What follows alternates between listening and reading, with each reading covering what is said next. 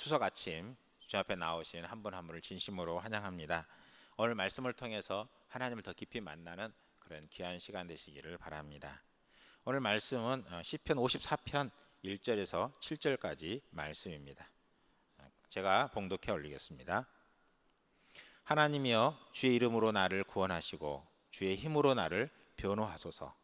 하나님이여, 내 기도를 들으시며 내 입의 말에 귀를 기울이소서. 낯선 자들이 일어나 나를 치고 포악한 자들이 나의 생명을 수색하며 하나님을 자기 앞에 두지 아니하였음이니이다. 셀라. 하나님은 나를 돕는 이시며 주께서는 내 생명을 붙들어 주시는 이시니이다. 주께서는 내 원수에게 악으로 갚으시리니 주의 성실하심으로 그들을 멸하소서. 내가 낙헌 죄로 주께 감사하리이다. 여호와여, 주의 이름에 감사하오리니 주의 이름이 선하심이니이다. 참으로 주께서는 모든 환난에서 나를 건지시고 내 원수가 보응받는 것을 내 눈이 똑똑히 보게 하셨나이다.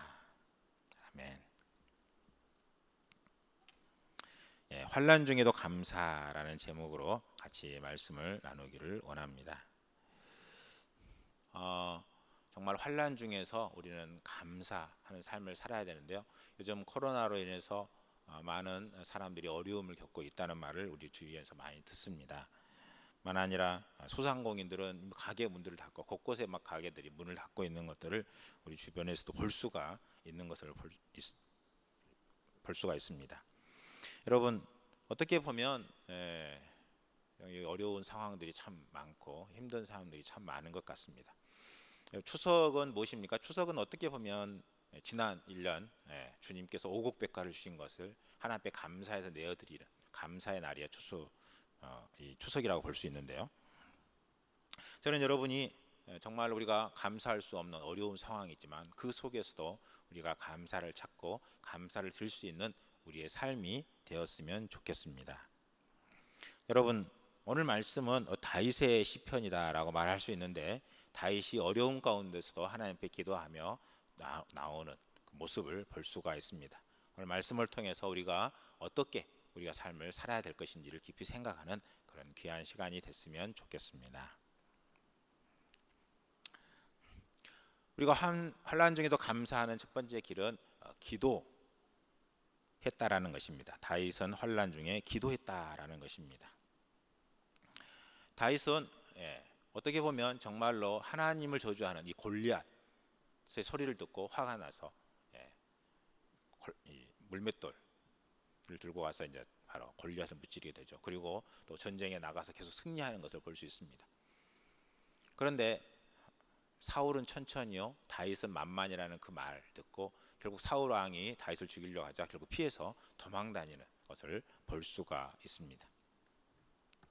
그렇게 하는데 신마을인가요? 거기서 정말 도망해서 숨어 있었는데 그 신마을이라는 마을의 어떤 사람이 결국 사울 왕에게 그것을 알려서 결국은 이제 그 또 다윗을 죽이려고 오는 것을 볼 수가 있습니다. 그런데 그런 상황 속에서 지금 이 다윗이 쓴 시인데요. 여러분, 다윗의 마음속에 가장 큰 고민은 무엇이냐면 누가 자기를 원망하고 불평하고 하는 것이 아니라 하나님이 왜 나에게 어려움을 주시는가라는 것입니다. 3절에 보면 이런 말씀을 볼 수 있습니다. 낯선 자들이 일어나 나를 치고 포악한 자들이 나의 생명을 수색하며 하나님을 자기 앞에 두지 아니하였음이니이다. 결국은 낯선 자들, 포악한 자들이 자기를 이렇게 막 찾는다고 이야기하고 있습니다. 그러나 그 속에서 다윗이 정말 힘든 것은 하나님이 나에게 이런 어려움을 주셨는가 하는 것이죠. 그런 상황 속에서 이 다윗은 하나님 앞에 기도하는 것을 볼 수가 있습니다. 많은 사람들이 어려움을 당할 때 그 어려움을 주는 그 이유, 어떤 환경이나 또는 사람에 대해서 우리는 불평하고 원망하는 것을 종종 들을 때가 있습니다. 어떻게 보면 또 머리로 보면 이해가 되는 부분도 있습니다. 이해가 안 되는 것은 아닙니다. 그러나 중요한 것은 그 모든 것 속에서 우리는 그 사람을 찾는 것이 아니라 하나님 앞에 그것을 가지고 기도해야 된다는 것입니다. 1절과 2절에 보면 이렇게 이야기하고 있습니다. 하나님이여, 주의 이름으로 나를 구원하시고 주의 힘으로 나를 변호하소서. 하나님이여 내 기도를 들으시며 내 입의 말에 귀를 기울이소서. 정말로 다윗은 하나님 앞에 그 모든 문제를 가지고 기도하고 있는 것을 볼 수가 있습니다. 여러분, 정말 성도들 중에 보면 많은 분들이 뭐 나라를 불평하고 또는 어떻게 보면 이제 목회자들의 원망을 가지고 하는 경우들도 종종 볼 수 있습니다. 그러나 저는 그 모든 것을 떠나서 하나님 앞에 기도하는 우리의 삶이 되었으면 좋겠습니다. 여러분, 정말로 우리가 환난 속에서 구원받는 길은 무엇입니까? 하나님입니다. 하나님만이 우리의 모든 것을 구원해 줄 수 있습니다. 이 사실을 우리는 기억해야 될 것입니다. 하나님만이 모든 문제를 해결할 수 있고 하나님만이 우리의 길을 인도하시는 분이시라는 사실입니다. 그것을 여러분이 잃어버린다면 여러분 정말로 불쌍한 인생이라고 저는 말씀드리고 싶습니다. 히브리서 4장 16절에 보면 이렇게 이야기하고 있습니다. 그러므로 우리가 긍휼하심을 받고 때를 따라 돕는 은혜를 얻기 위하여 은혜의 보좌 앞에 담대히 나아갈 것이니라. 긍휼하심을 받고 때를 따라 돕는 은혜를 얻기 위하여 은혜의 보좌 앞에 담대히 나아갈 것이니라 라고 말하고 있는 것처럼 여러분, 하나님께서 우리를 긍휼히 여기시고 하나님께서 우리를 도와주신다는 것입니다. 저는 이 사실을 분명하게 기억하며 살아가는 여러분의 삶이 되시기를 바랍니다.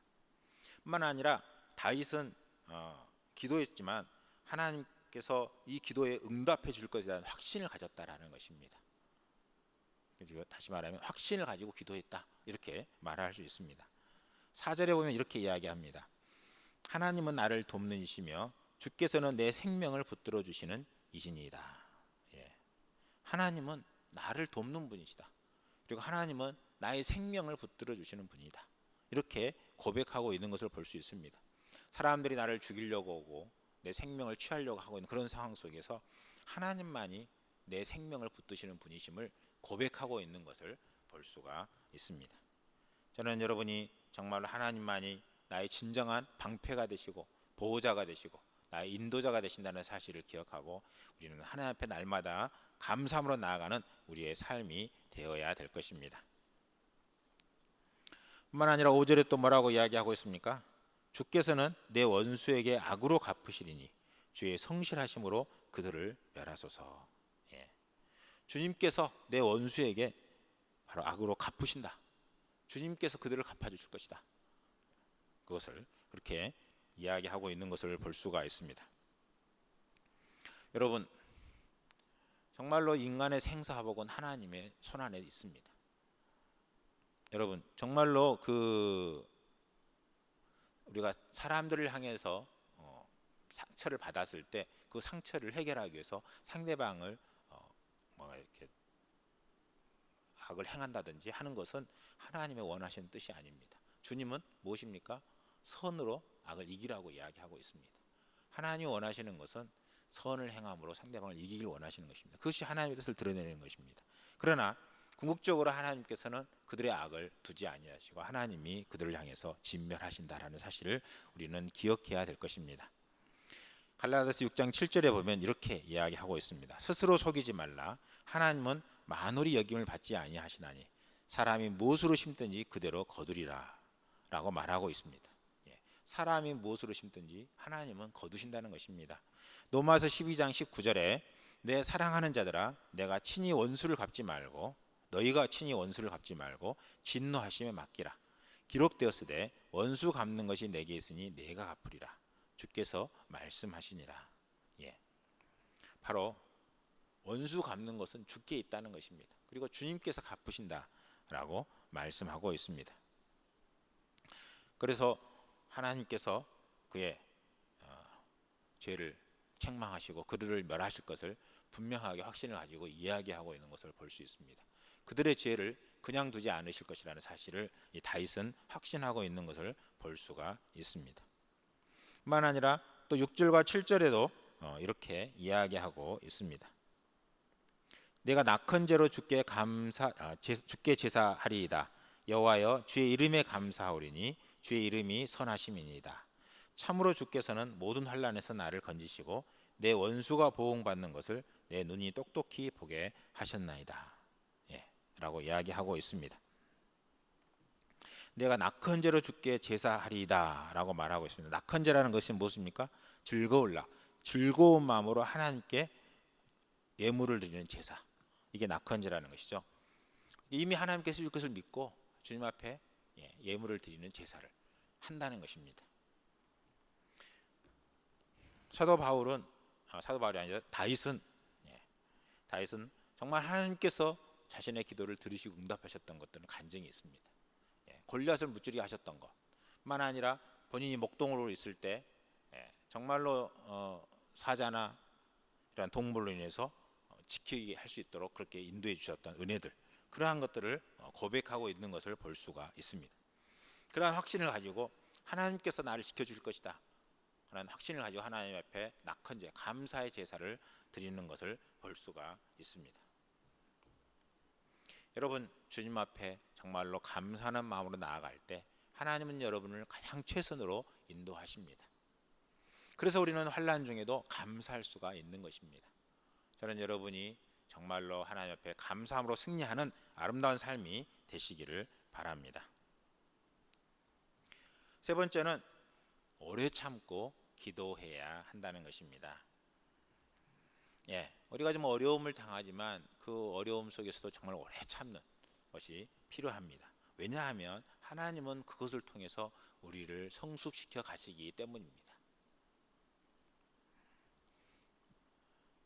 시편 22편 1절에 보면 이런 고백을 하는 것을 볼 수 있습니다. 다윗의 고백인데요. 내 하나님이여, 내 하나님이여, 어찌 나를 버리셨나이까? 어찌 나를 멀리하여 돕지 아니하옵시며 내 신음하는 소리를 듣지 아니하시나이까? 라고 정말로 하나님 앞에 간절히 기도하는 것을 볼 수가 있습니다. 또 시편 42편 3절에 사람들이 종일 나더러 하는 말이 내 하나님이 어디 있느냐 하니 내 눈물이 주야로 내 음식이 되었도다 라고 말하고 있습니다. 정말로 그 하나님이 어디 있느냐 그렇게 말하는 소리를 들을 때 그 마음이 무너지는 것을 볼 수가 있죠. 제가 제 주변에도 참 많은 어려움을 당한 사람들이 있습니다. 자녀 때문에 힘들어하고 그것 때문에 정말 힘들어하는 많은 분들이 있습니다. 여러분들이 있지만 한 분을 이야기한다면 그 목사님 가정입니다. 목사님이고 네 자녀를 키웠습니다. 네 자녀를 키우고 정말 개척해서 정말로 좀 앞에 헌신해서 어떻게 보면 어느 정도 반듯한 교회를 세운 그런 목사님 가정입니다. 그런데 아들이 군에 가서 어떻게든지 해가 잘못됐는지 해가 간질 같은 그런 병이 걸리게 돼가지고 지금 3년째 사경을 헤매고 있습니다. 그 고통을 견디지 못해서 어떻게 보면 본인 스스로 죽고 싶어서 이렇게 막 그런 자살하려고 하는 그러한 상황에 지금 처해 있는 어려움을 겪고 있는 사람이 있습니다.